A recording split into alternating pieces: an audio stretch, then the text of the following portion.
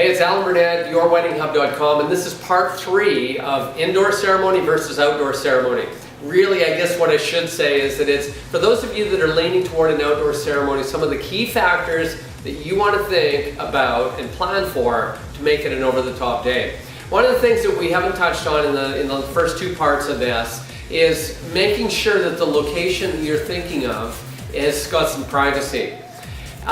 Some of the most beautiful locations for outdoor weddings. In fact, there's one that I've done a wedding at. The landscaping is just incredible. Some of the finest that I've ever seen. And I was doing a wedding there once, and it's just both sides of where the guests would be seated. It's just carpeted with beautiful colored flowers and landscaping.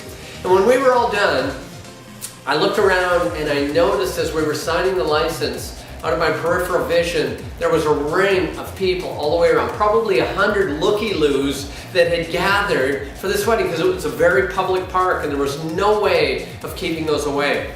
So if you're talking to a venue that specifically caters to outdoor weddings, you probably want to ask them, what plans do you have for making sure that we've got privacy for the ceremony, because it's a very important factor. Now also there are some venues that specialize in outdoor weddings that I've done where there are 2 or 3 weddings going on at the same time. Again, not a cool thing. I was doing one time and we just got to the vows, and another wedding that happened to be going on the west lawn had a bagpiper.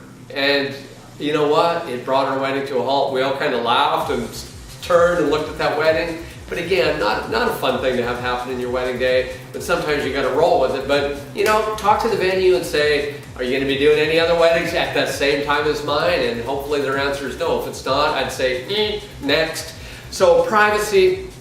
And next thing I want to talk to you about is music for your ceremony. Very important factor. Remember, we've talked a lot about sound in these last 2 or 3 days. One of the things that you want to think about is choosing the kind of instrument or instruments that you're going to have for your wedding ceremony. I was doing a wedding. It was going to be in the backyard of a beautiful mansion, a 15,000 square foot mansion here in Vancouver. And this bride had an unlimited budget. Daddy had some deep pockets and she was taking full advantage of it. And so I said to her when we were planning the ceremony, I said, so what are you doing for music? She said, well, Alan, we're going to have the DJ set up some big speakers on the deck. And I said, give me a break. I said, you're paying gazillions of dollars for your photographer, for your videographer, flowers, and all of these things, and you're going to come walking down the steps of this beautiful mansion to some wonky DJ music? Now, DJs, no offense, there's a great place for you, but it's not in the backyard of some incredible mansion. I said to her, you need live music, and it needs to be something that carries outdoors. So I said a string trio, a string quartet. That's what she did, and I guarantee you she's going to be thanking me until the day she dies that she chose to do that, because it made a huge difference. Final thing that I want to touch on, and we're going to wrap this series on outdoor weddings with this, is you need to have contingency. I don't care where you are. You know, here in Vancouver, people think it rains all the time. It doesn't. It does in November to January. But in the summer months, I mean, everything turns brown. It's, you know, so it doesn't matter where you are.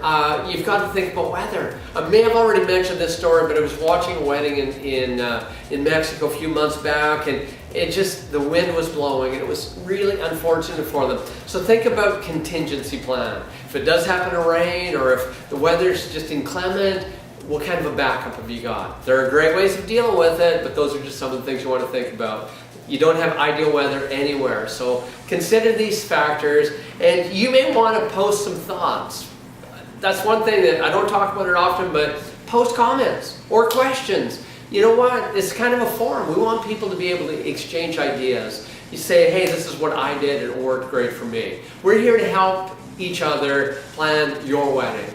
And that's why we want to thank you for checking us out on Facebook. Check out our official Facebook fan page. Follow us on Twitter, and come back tomorrow. Oh, Friday is the wedding story of the week. You can't miss it. It's a great one this week. So we'll see you on yourweddinghub.com. Thank you.